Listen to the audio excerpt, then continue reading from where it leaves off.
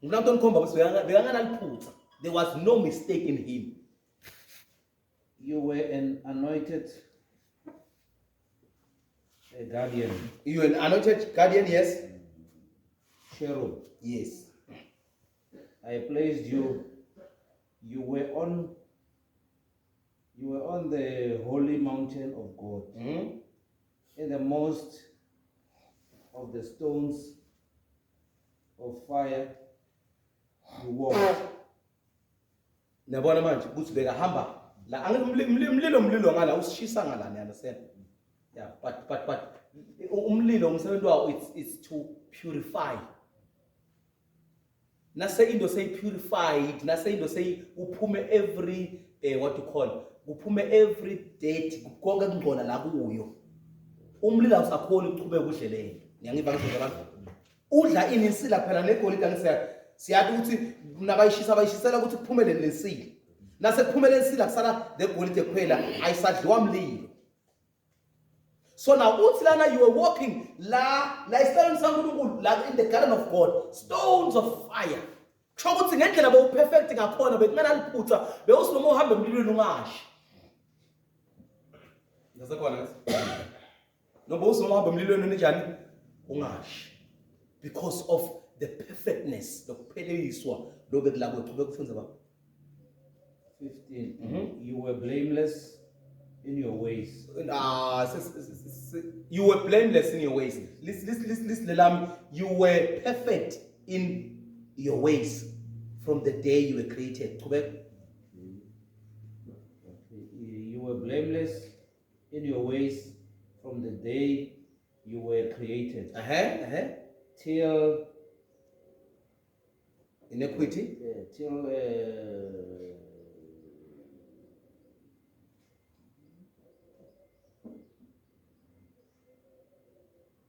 Till unrighteousness was found in you. Till unrighteousness was found in you. But asikhumbuleni bazalwane, from the day you were created, bekungekho buqili, bekungekho kungcola, bekungekho anything lebad now. But now unrighteousness was found in you. Kungalungu watholakala kubani? Kuwe. But ekuqaleni wena bowuphelele uphelelisiwe. Okay, ngicela ngifundzele sibone le mission yakhe, imission yakhe ukuthi bekuyini? Funza verse 16. You were blameless in your ways. So it's 15, okay. 16. 16. In the abundance of your trade. In the abundance of your trade. Yabona manje ukuthi he was interacting with other nations.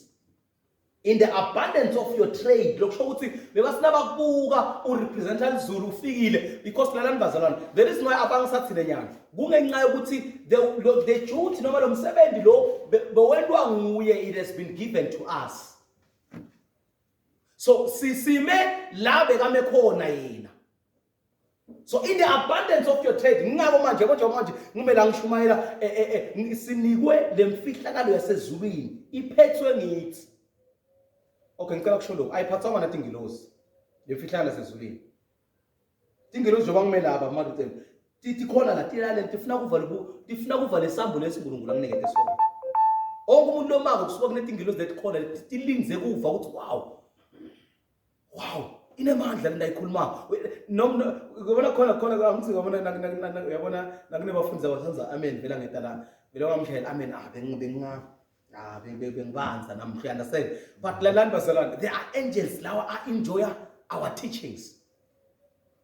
Atikanikwa lemfihlakalo leNkulunkulu asinika yona simukela babe egameni lika Jesu besisafunze Isaiah 28 verses 13 na Ezekiel 28 verses 13 na Isaiah 14 bo verses 11 sabiyela ku Isaiah kodwa sifuna kuqala isini. So okay, kube kufunze trading. You were filled with violence in your midst. So niyabona manje ekutheni aloku adilana naletinye tive atrader letinye tive ilendekile wabe sisewena njani so tubona ngathi angenda kangcono. So you are filled with violence. So i-violence if ilanzwa yini iqhamukiswa yini lobubi lobu